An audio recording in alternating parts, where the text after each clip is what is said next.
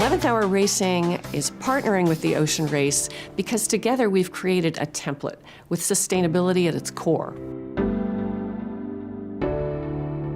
As sailors, we're most intimately connected with the world around us. We need to ask ourselves what we can do on the water and off the water.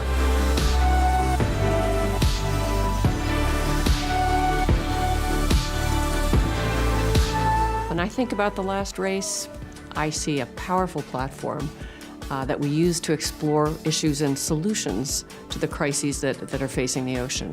It was a catalyst for positive action.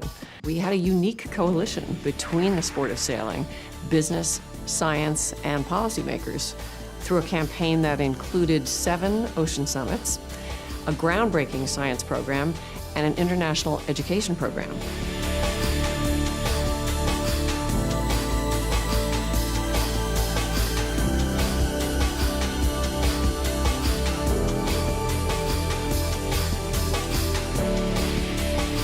The partnership will allow us to develop the successful sustainability program from the last edition, and it will allow us to truly embed sustainability in everything we do in the Ocean Race going forward.